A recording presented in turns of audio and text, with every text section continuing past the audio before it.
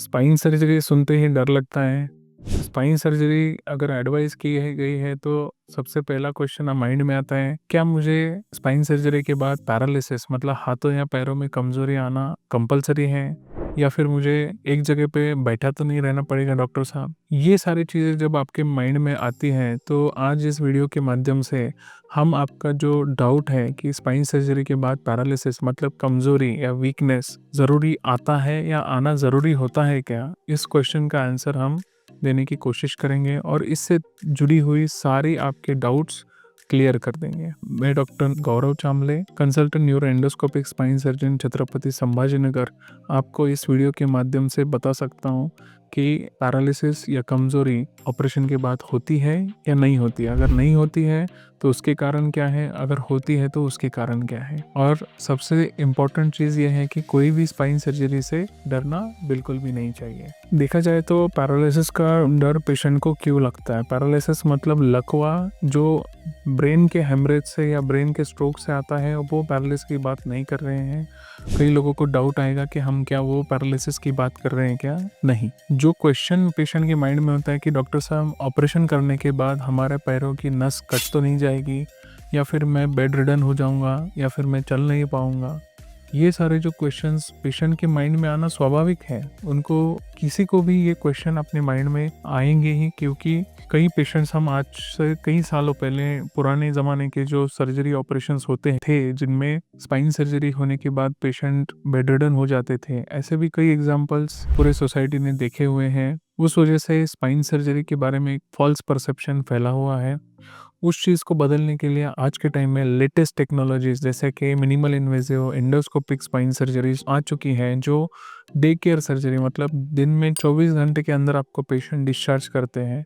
इतने एडवांसमेंट होने के बाद स्पाइन सर्जरी से होने वाली कमज़ोरी काफ़ी हद तक कम हो चुकी है। वैसे देखा जाए तो पैरालिसिस का असल रिस्क कितना होता है। कोई भी सर्जरी में पैरालिसिस मतलब पोस्ट ऑपरेटिव पैरों की कमज़ोरी या हाथों की कमज़ोरी का रिस्क ऑलमोस्ट 1 to 2% पकड़ा जाता है, जिसके कुछ कारण हो सकते हैं। सबसे मेन कारण है कॉम्प्लिकेटेड कॉम्प्लेक्स स्पाइन सर्जरी हो, जैसे scoliosis surgeries, deformity correction surgeries, या पहले किसी ने ऑलरेडी ऑपरेट कर चुका हो जो सर्जरी के बाद वहाँ का एडेजेंस, वहाँ का एक दूसरे से नसों का चिपकना, इस वजह से नसों में कमज़ोरी ऑपरेशन के बाद देखी जा सकती है।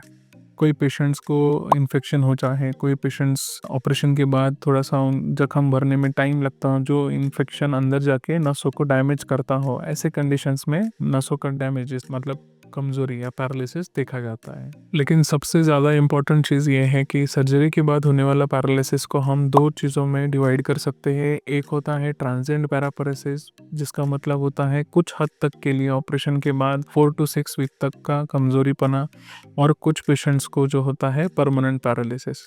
तो जैसे पेशेंट्स को जिनको मनकों में, नसों में ट्यूमर हो, स्पाइनल ट्यूमर हो, वहाँ पे फ्रैक्चर हो, जो जिसकी वजह से पेशेंट ऑपरेशन टेबल पे आने से पहले ही उनकी नसें अगर कमज़ोर होती हो, तो उस कंडीशन में ऑपरेशन से पहले ही पेशेंट के पैरों में कमज़ोरी है।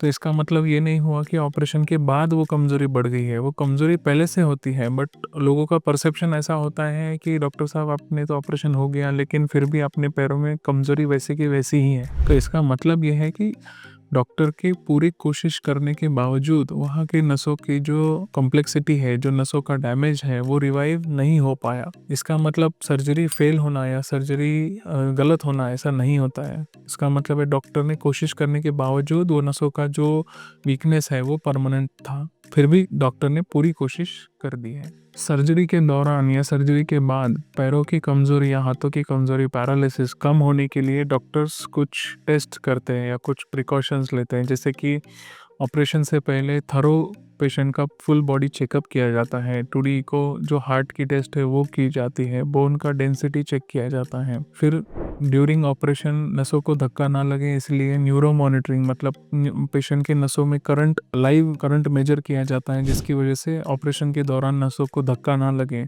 इतने सारे प्रिकॉशंस लेके पूरी सर्जरी विथ टोटल प्रिकॉशंस के साथ की जाती है।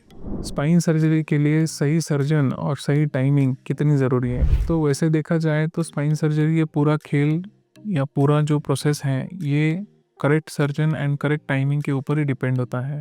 अगर कोई सर्जन आपको करेक्ट डायग्नोसिस करके तुरंत विद इन टाइम अगर आपको सजेस्ट करता है ऑपरेट करना, और आप उस चीज़ को मान के करेक्ट सर्जरी जो आपके लिए सूटेबल ऑप्शन है आपके बॉडी और बाकी चीज़ों को देखते हुए, अगर वो डॉक्टर ने करेक्ट आपको बताया है तो इसका मतलब है कि वो आपके लिए करेक्ट टाइम है। जैसे कुछ पेशेंट्स दूर से आते हैं, कुछ पेशेंट्स पास से आते हैं, लेकिन जो पेशेंट्स डॉक्टर मेरे पास आते हैं जिनमें वीकनेस होता है, पैरों की कमज़ोरी आ चुकी होती है, पेशाब पैखाने रुक जाते हैं, ऐसे कंडीशंस में भी हमने देखा हुआ है कि पेशेंट्स ऑपरेशन के लिए डरते हैं। तो अगर आपको इनमें से कुछ भी सिम्टम्स है और अगर आपको डॉक्टर ने बोला है तुरंत सर्जरी करनी चाहिए, तो 100% आप तुरंत सर्जरी को जाइए। उसके बाद अगर आप डिले करते हो तो आपका पैरालिसिस का जो रिस्क होता है वो काफ़ी हद तक बढ़ जाता है। स्पाइन सर्जरी के बाद recovery, physiotherapy, precautions and correct posture, इन सब चीज़ों की मदद से आप आपका पोस्ट ऑपरेटिव पीरियड काफ़ी हद तक नॉर्मल कर सकते हो।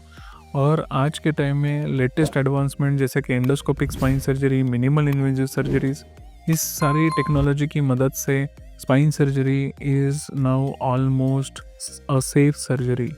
आज के ज़माने में 100 में से एक आधा दूसरे पेशेंट को कुछ तकलीफ़ होती है, लेकिन बाकी 99% पेशेंट्स जो है वो सेकेंड डे पे हम लोग वॉक कराते हैं। तो स्पाइन सर्जरी याद रखिए, करेक्ट सर्जन और करेक्ट डायग्नोसिस के साथ अगर दी गई तो स्पाइन सर्जरी से ब्यूटीफुल सर्जरी कोई नहीं है। ये वीडियो अगर आपको पसंद आए तो आपके फ्रेंड्स को या ज़रूरतमंद पेशेंट्स को अवश्य बताइए, और इस वीडियो को लाइक कीजिए, हमारे चैनल को सब्सक्राइब कीजिए। Thank you.